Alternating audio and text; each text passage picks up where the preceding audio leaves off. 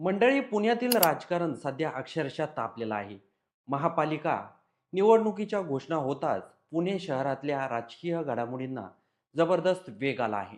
विशेष म्हणजे ही निवडणूक फक्त नगरसेवकाची नाही, तर महायुतीची परीक्षा, भाजप शिवसेना युतीची कसोटी आणि कार्यकर्त्यांच्या संयमाची अग्निपरीक्षा ठरणार आहे. कारण एकीकडं मुख्यमंत्री देवेंद्र फडणवीस यांनी पुण्यात भाजप शिवसेना युती होणार असा ठाम दावा केला असला तरी दुसरीकडं प्रत्यक्ष मैदानात या युतीला मोठा तिढा निर्माण झाल्याचं स्पष्ट दिसत आहे. महापालिका निवडणूक जाहीर होताच मुख्यमंत्री देवेंद्र फडणवीस यांनी पुण्यात शिवसेना आणि भाजप एकत्र निवडणूक लढतील असं जाहीरपणे सांगितलं. यानंतर बैठका, चर्चा, समन्वय समित्या, नेत्यांचे दौरे, शिष्टमंडळाच्या भेटी या सगळ्यांना सुरुवात झाली. पण जसं-जसं जागा वाटपाचा मुद्दा पुढे आला, तसं-तसं युतीमधील अंतर्गत वाद समोर येऊ लागले. शिवसेना, शिंदे गटातील नेते आणि पदाधिकारी उघडपणे नाराजी व्यक्त करत आहेत. त्यांचा थेट आरोप आहे, की भाजप शिवसेनेला जिंकण्यासारख्या जागा देत नाही. ज्या प्रभागामध्ये कधीही शिवसेना किंवा भाजप निवडून आलेली नाहीत, अशाच निवडणूक न जिंकता येणाऱ्या जागा शिवसेनेला दिल्या जात आहेत. यामुळे शिवसेनेच्या कार्यकर्त्यांमध्ये प्रचंड असंतोष आहे. कारण कार्यकर्त्यांचा प्रश्न साधा आहे. जर जिंकण्याची शक्यता नसेल, तर युतीचा फायदा काय? काल पुण्यात जे घडलं ते खूप महत्त्वाचं आहे. शिवसेनेच्या कार्यकर्त्यांनी आपल्या भावना उघडपणे व्यक्त केल्या. या सगळ्या घडामोडींमध्ये एक नाव विशेष चर्चेत आलं. शिवसेना नेते आणि माजी आमदार रवींद्र दंगेकर. दंगेकर हे पुण्यातील जमिनीवरचे नेतृत्व मानलं जात असतं. त्यांचा थेट संपर्क कार्यकर्त्यांशी आहे आणि त्यांनी आता अत्यंत स्पष्ट आणि थेट आक्रमक भूमिका घेतली आहे. रवींद्र दंगेकर काल आमच्या शिवसेनेच्या कार्यकर्त्यांना भावनांचा उद्रेक झाला, त्या भावनांचा विचार करून पक्षाने त्यांना सन्मान दिला पाहिजे. ते पुढे असंही म्हणतात, की फक्त आमच्याच पक्षाचे नाही, तर प्रत्येक पक्षाच्या कार्यकर्त्यांना मान-सन्मान मिळायला हवा. यातून एक गोष्ट स्पष्ट होते. ही केवळ जागा वाटपाची लढाई नाही, तर कार्यकर्त्यांच्या दंगेकरांचा हा सवाल खूप गंभीर आहे.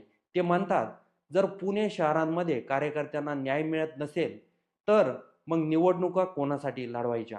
हा सवाल केवळ शिवसेनेसाठी नाही, तर प्रत्येक पक्षासाठी आरसा दाखवणार आहे.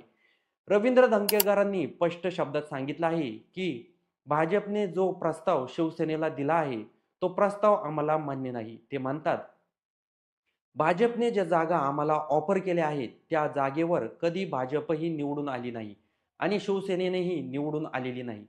मग त्या जागा घेऊन आम्ही करणार तरी काय? ते थेट म्हणतात, आमच्या पक्षाच्या जागा आम्ही ठरवणार, आमचे उमेदवार आम्हीच ठरवणार. पण जर उलट भाजपच्या जागाही ठरवणार आणि उमेदवारही ठरवणार असेल, तर अशा प्रकारची युती घातक आहे. या सगळ्यात सर्वात मोठी आणि खळबळजनक चर्चा म्हणजे रवींद्र दंगेकर यांचा मुलगा प्रणव दंगेकर प्रभाग क्रमांक 24 मधून अपक्ष निवडणूक लढणार.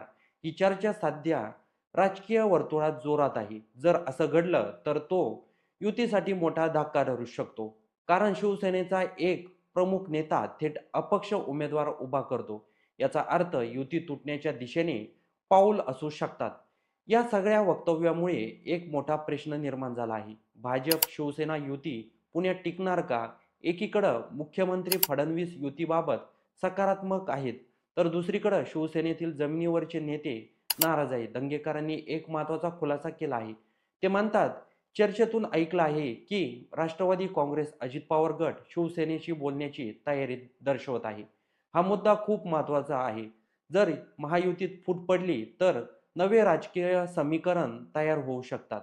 रवींद्र दंगेकर शेवटी एक अत्यंत महत्त्वाची गोष्ट सांगतात. ही निवडणूक नेत्यांची नाही, ही खऱ्या अर्थाने कार्यकर्त्यांची निवडणूक आहे आणि हाच या सगळ्या वादाचा गाभा आहे. रवींद्र दंगेकर यांनी एकनाथ शिंदे यांच्यासोबत चर्चा केली आहे आणि चर्चेमधून त्यांनी स्पष्ट सांगितलं आहे, की आम्हाला कार्यकर्त्यांना स्थानिक लेव्हलवर काही निर्णय घ्यायचा आहे.